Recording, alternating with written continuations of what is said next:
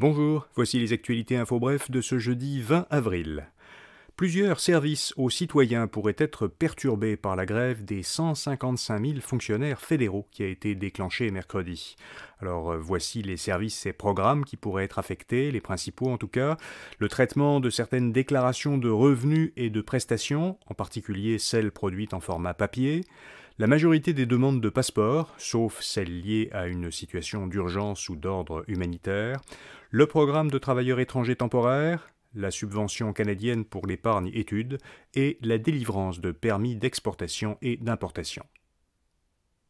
François Legault a confirmé l'abandon du projet de tunnel autoroutier dans le projet de troisième lien qu'il veut établir entre Québec et Lévis, au profit d'un tunnel réservé au transport collectif.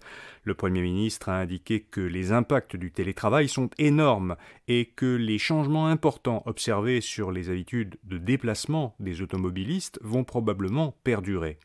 La ministre des Transports, Geneviève Guilbeault, présentera aujourd'hui le nouveau projet de transport collectif. Elle dévoilera aussi les études qui ont justifié ce changement de cap parce qu'elles démontrent une baisse de la circulation sur les deux ponts entre Québec et Lévis. Le gouvernement du Québec va encadrer la vente de produits de vapotage. Le ministre de la Santé, Christian Dubé, a annoncé que le règlement d'application de la loi concernant la lutte contre le tabagisme sera modifié pour encadrer le vapotage. Le gouvernement Legault veut interdire la vente des produits qui ont une saveur ou un arôme autre que ceux du tabac, limiter la concentration maximale en nicotine de tous les produits et aussi restreindre la capacité des réservoirs et des capsules et le volume maximal des recharges de liquide à vapoter. Des députés proposent de hausser de 30 000 $ par année la rémunération de tous les députés. Un comité consultatif indépendant, mandaté par le bureau de l'Assemblée nationale et composé de 2 députés et d'un spécialiste des ressources humaines, recommande de faire passer dès cette année la rémunération annuelle de base des députés québécois de 139 745 $ à 169 950 $.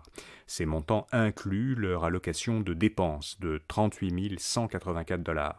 Selon l'ancienne ministre libérale Lise Thériault, qui est membre du comité, le montant proposé est selon elle un minimum acceptable compte tenu de la charge de travail, de l'horaire atypique et des enjeux de sécurité auxquels font face les députés.